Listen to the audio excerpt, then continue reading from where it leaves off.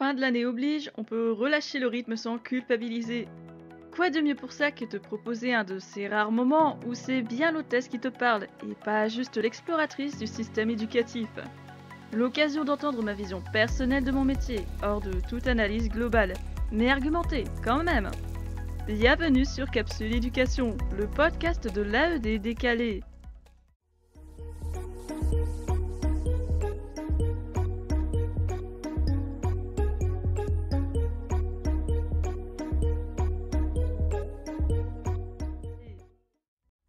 La grève des premiers jours, un événement marquant de cette année.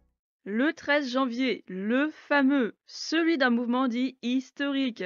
Et aussi mon deuxième jour dans mon nouvel établissement.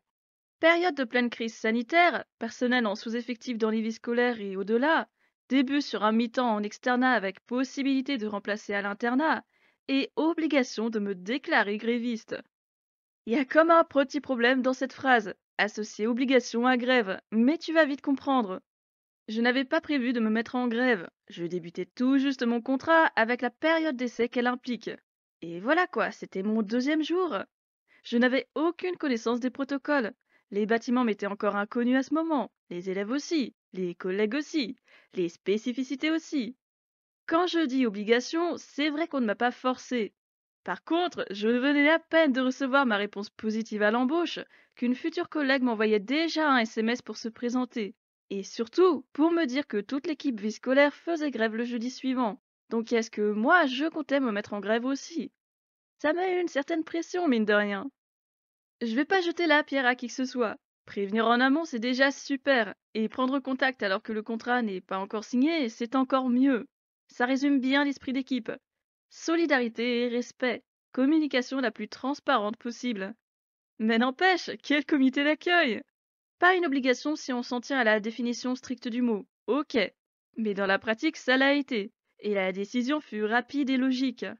Comment tenir la vie scolaire seule quand on débute tout juste, même si ce n'est que pour une seule journée? Toute l'équipe en grève, AED comme CPE, une majorité d'enseignants en grève, des organisations complètes pour les internes, et juste moi, l'équipe de direction et les agents de service pour gérer. Baf, j'aime prendre des risques de temps en temps. Et là, ce n'était plus un risque. C'était s'assurer 6 mois de travail dans le mal. Donc, obligation de me déclarer gréviste.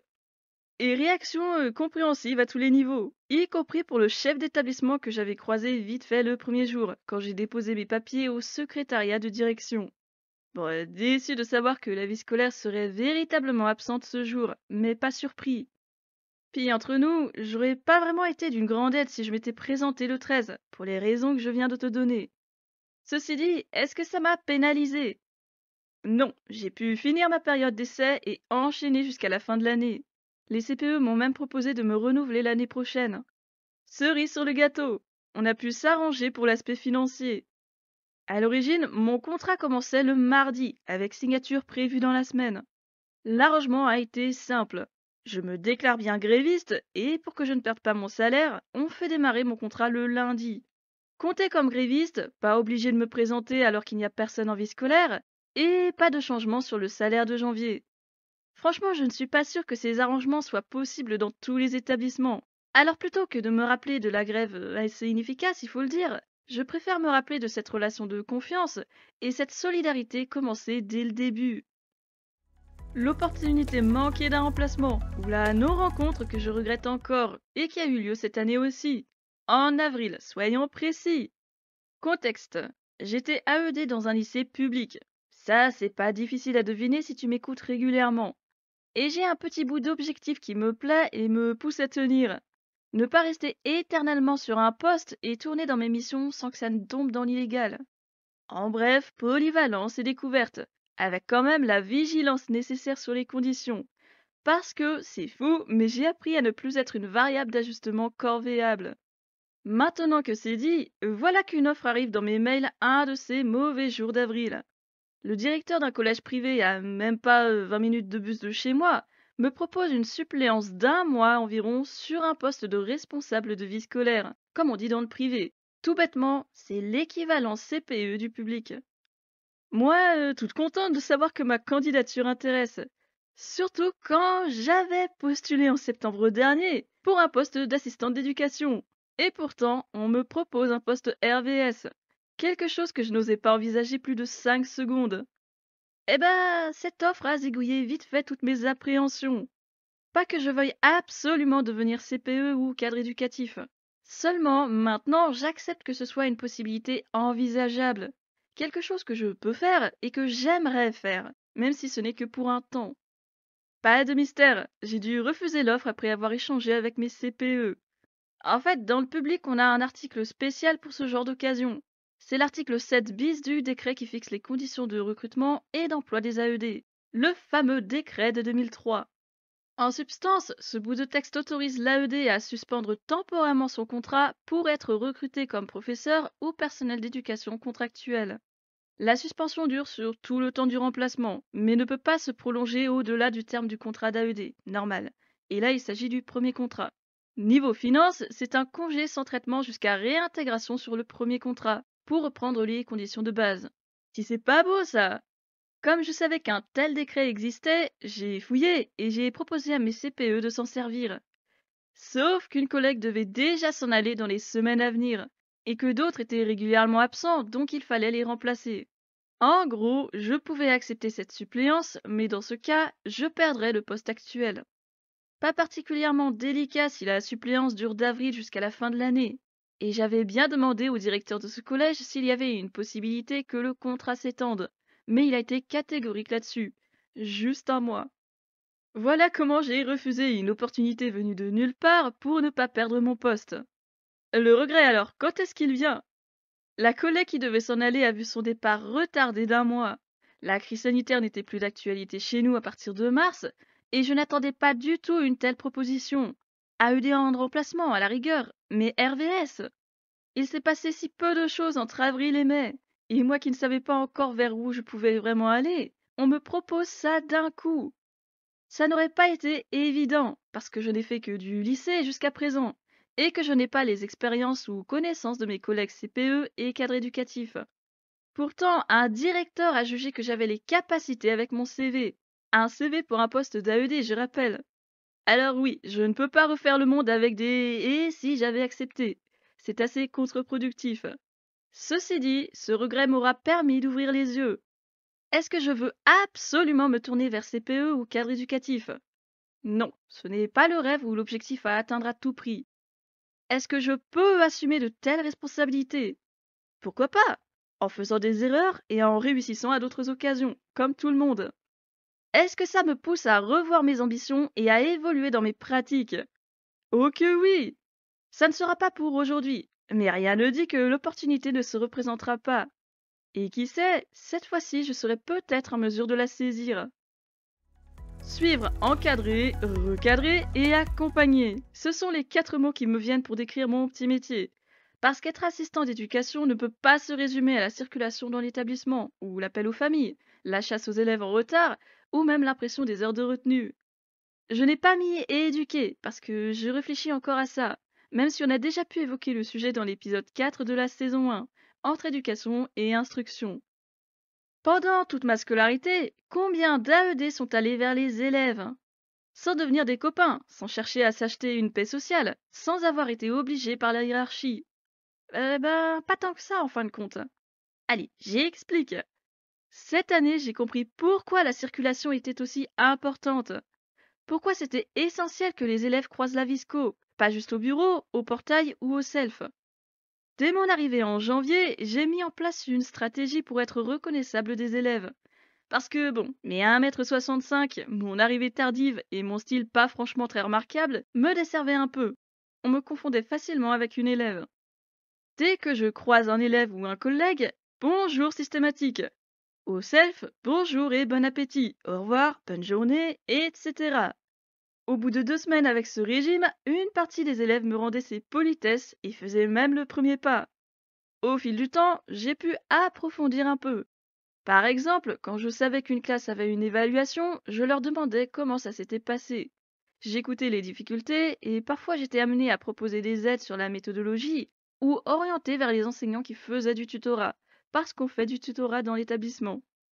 Quand il y avait des tensions, ça me permettait d'aller vers les uns et les autres avec moins de réticence des élèves.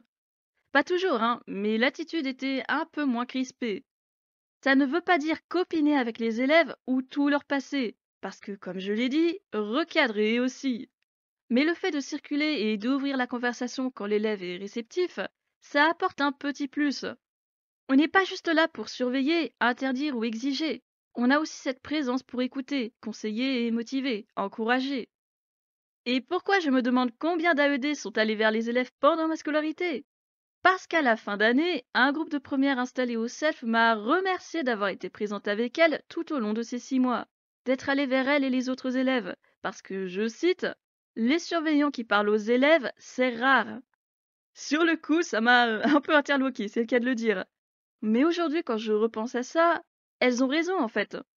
Il s'agissait plus d'encadrement et de surveillance dans ma scolarité, collège et lycée compris, mis à part les AED d'internat dont le rôle est assez différent de l'externat en fin de compte. Et parmi tous les collègues AED que j'ai pu avoir ces dernières années, rares étaient ceux qui allaient vers les élèves. Pas que ça ne soit affreux ou à changer drastiquement. Tout est question de dosage. Ne pas trop être sur les élèves, leur laisser leur autonomie et leur bulle, tout en étant là quand même, présent pour les questions et les situations diverses. En fait, ça fait partie du rôle de personne ressource. C'est en tout cas mon avis. Et c'est grâce aux mots de ces élèves que j'ai pu me rassurer sur au moins un point. Je ne me suis pas trompée de voie professionnelle. Et d'ailleurs, je garde ce qu'elles m'ont dit pour les prochaines années. Des dégâts pour toute une communauté éducative. Autrement dit, les conséquences d'un absentéisme de plus en plus criant dans les établissements et les comportements intolérables qui ne trouvent plus de réponse suffisamment adaptée. Pour le coup, c'est un constat étalé sur plusieurs années, peut-être plus présent avec la crise sanitaire, même si déjà existant avant. Et j'ai l'impression que ça, on le met sous le tapis, juste parce qu'aujourd'hui, ça devient ingérable de tous les côtés. Pas tellement de chiffres à donner, tout diffère d'une année à l'autre et d'un établissement à l'autre. Là, comme ça, une année, l'absentéisme culminait à plus d'une soixantaine de demi-journées d'absence injustifiées pour certains. Des élèves qui ne se présentaient plus en cours sans prévenir, et zéro nouvelle malgré les relances par mail, par téléphone ou par SMS. Quelques élèves ont été perdus dans la nature sans qu'on puisse établir un contact avec eux ou leur famille.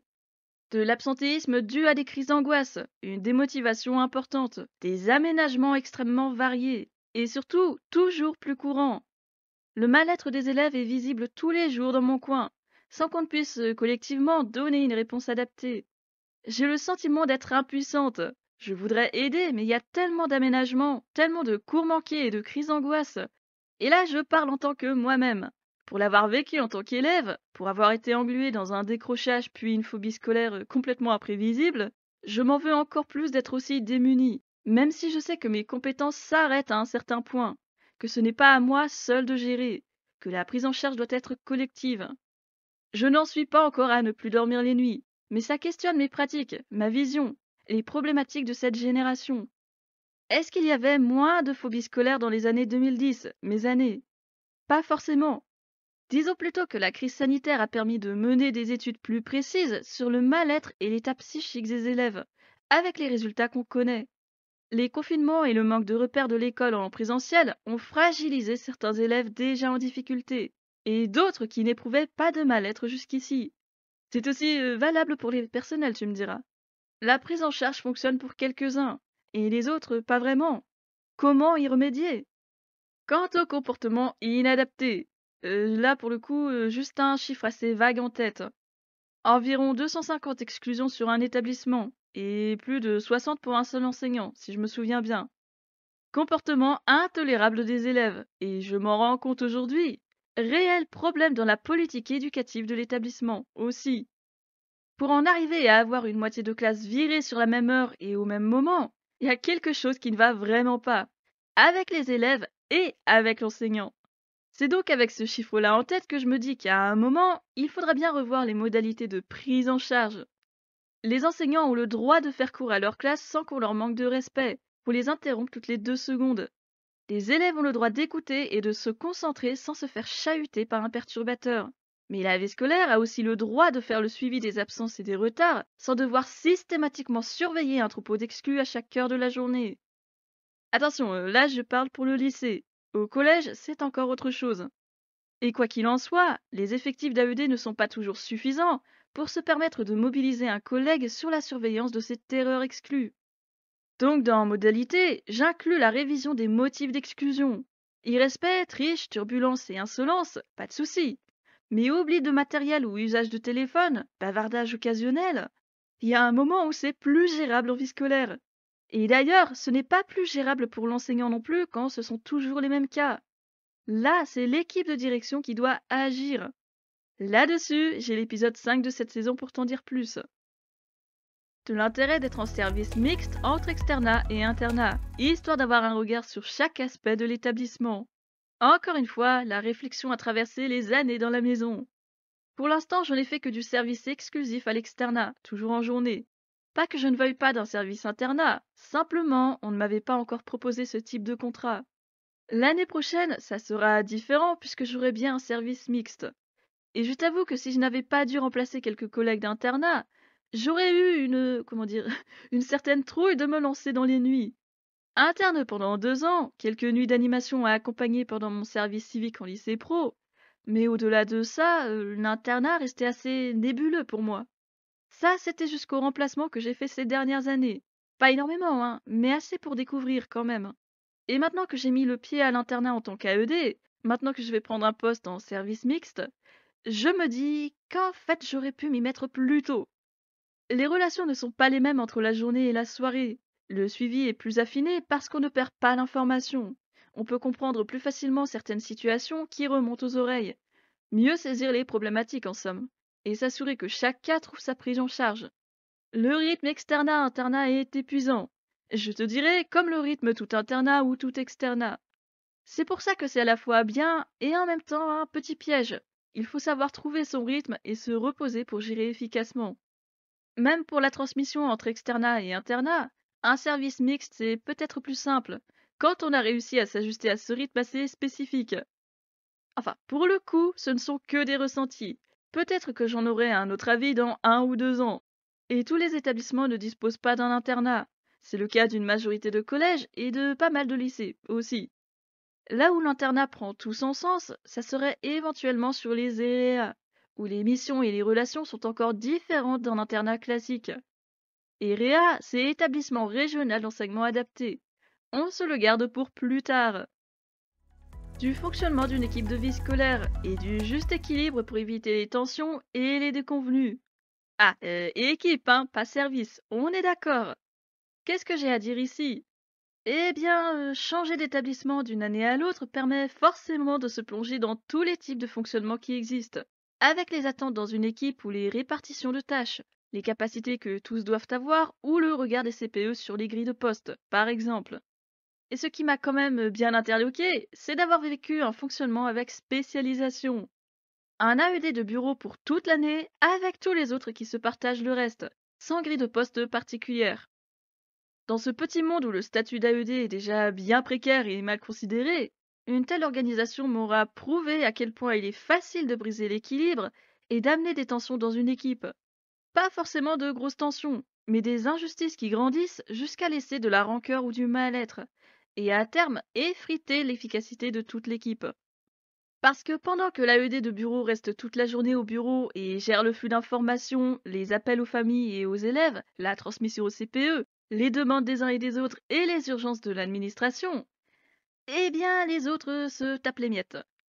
Portail, circulation, self, permanence au collège, surveillance des exclus, des retenues et de la cour, convocations diverses, accompagnement des élèves en retard dans la classe, chasse aux appels non faits des enseignants, et dans ce fonctionnement-ci, une aide bureau par demi-journée.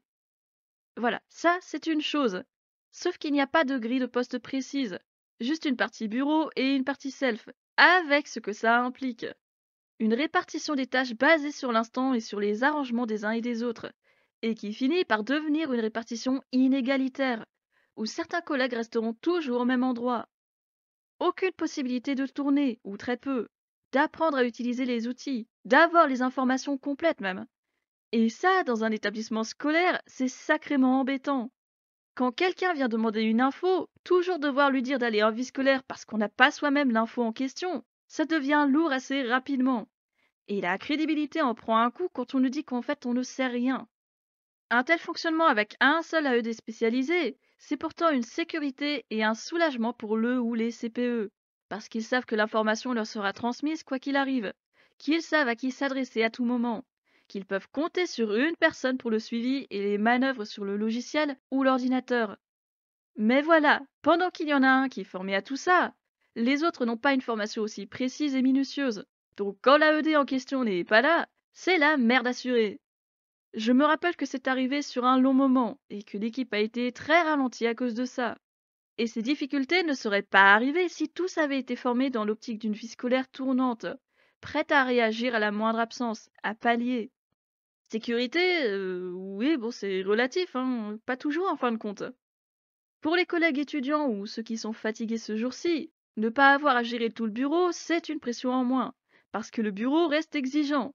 Pas moins fatigant que le reste, pas plus fatigant que le reste. Mais pour ceux qui, comme moi, veulent faire le travail d'assistant d'éducation, toutes les voies sont fermées. Inaccessibles parce que bidule sait faire, parce que machin n'a pas besoin d'aide, parce qu'un tel peut très bien gérer seul. Et quand il y a peu de choses à faire, qu'on y ait 3 ou 4 à aglander, le peu de travail qui arrive sera toujours pour la même personne, celle qui a l'habitude de gérer, à tel point qu'elle est considérée comme chef de bureau, que quand un message est adressé à la vie scolaire via Pronote, la personne s'adresse toujours à l'AED de bureau, comme s'il n'y avait pas d'autre interlocuteur, pas d'autre AED. Voilà pourquoi désormais, à chaque entretien d'embauche, je demande comment la vie scolaire fonctionne, s'il y a des grilles de poste et si l'équipe tourne dans les tâches. Les raisons d'un tel fonctionnement sont compréhensibles. Il y a tellement de choses à gérer, d'élèves, de collègues et de familles qui interagissent dans la journée. Pour un établissement de petite taille, une spécialisation n'aurait aucun sens. Mais pour un établissement plus important, c'est une possibilité et une sécurité non négligeables. Est-ce que pour autant ça veut dire qu'il faut casser encore plus le statut? Parce que c'est comme ça que je finis par le voir, et je ne devrais pas le voir ainsi, c'est dommage. Il y a déjà suffisamment d'inégalités entre nous et les équipes pédagogiques. Maintenant, on va avoir des inégalités dans la même équipe. J'ai eu l'impression désagréable que dans cet établissement-ci, c'était d'un côté l'assistant d'éducation qui gère le bureau et est irremplaçable, et de l'autre les petits pions qui surveillent et encadrent en se jetant sur les miettes de ce que l'AED de bureau ne fait pas. Et eux, pas de problème pour les remplacer. Et quand je fais systématiquement de la circulation, que je ne fais que ça dans la journée, il y a un moment où je ne peux plus concevoir qu'on puisse accepter une telle différence de traitement. Pourtant, le fonctionnement n'a pas été pensé dans le mal. Il était là pour assurer le suivi aussi précis que possible. Quotité différente, pas un souci. Mais statut différent alors que le CDI n'était même pas encore de vigueur, il y avait un gros souci. Et justement, je t'en parlerai plus longuement quand le décret d'application pour le CDI sera enfin sorti. Mais avec cette possibilité d'un CDI pour les AED arrivés au bout de leurs 6 ans, je crains beaucoup pour la suite du métier dans le public et l'agricole. C'est déjà très difficile de trouver un 100% dans mon secteur, ou juste de pouvoir combiner 2 50%. Alors quand les CDI seront de plus en plus nombreux, il y aura déjà moins de temps complet. Et en plus, le fonctionnement dont je t'ai parlé risquerait bien de se généraliser. Bah oui, pas besoin de former un AED qui connaît déjà bien son travail. Juste besoin de le former sur l'établissement et ses spécificités, la façon d'utiliser les outils à disposition. Et une fois qu'il y aura un CDI prêt à bosser, les autres n'auront pas tous la même considération. Est-ce qu'on va vraiment se prendre une case du statut avec d'un côté les AED en CDI et de l'autre les pions en CDD? Bref, j'attends la sortie du décret pour en faire une analyse objective et globale. N'en reste pas moins qu'en tant qu'AED, je suis mitigée entre la joie pour mes collègues et la peur de voir ma voie professionnelle devenir inaccessible à moi-même et à d'autres. Oui, je sais, j'avais dit que ça serait un épisode plutôt détente et pas trop focalisé sur l'analyse. En un sens, c'était pas tellement une analyse complète, plutôt une ébauche de réflexion à partir de mes quelques années d'expérience, d'observation. En gros, ce qu'il faut retenir. J'aime mon métier, c'est déjà incroyable connaissant le cas que je suis. J'ai fait assez peu d'établissements en fin de compte, mais tous ont su m'apporter quelque chose pour la suite. Et je n'ai jamais rencontré de problème ou de dysfonctionnement grave, je mesure cette chance. Toutes les équipes étaient sympathiques et assez solidaires, certaines plus que d'autres, et ça m'aura permis de tenir dans les moments les plus durs. Je pense notamment à l'année où j'ai découvert ce système de spécialisation qui, je l'avoue, m'a bien secoué le moral passé le mois de mars. Et très important, Les équipes solidaires, ça ne concerne pas que la vie scolaire. C'est aussi les collègues enseignants avec qui j'ai pu me marier ou échanger plus sérieusement. Les collègues de l'administration que jusqu'ici je ne connaissais pas des masses. Encore assez peu de contact avec l'équipe de direction, ça c'est selon l'établissement. Et au contraire, j'ai pu tisser de beaux liens avec quelques agents de service. Résultat, je repars pour une nouvelle année, tant au niveau du podcast que de mon métier. Car oui, assistant d'éducation c'est bien un métier, si précaire soit-il pour l'instant. Ne me reste plus qu'à te dire à la semaine prochaine, et puisqu'on est en pleine vacances, parlons vacances tiens. Trop ou pas assez de vacances, réforme des rythmes scolaires, vacances pas tellement vacances. Vendredi prochain, comme toujours. En attendant, porte-toi bien et ne baisse pas les bras.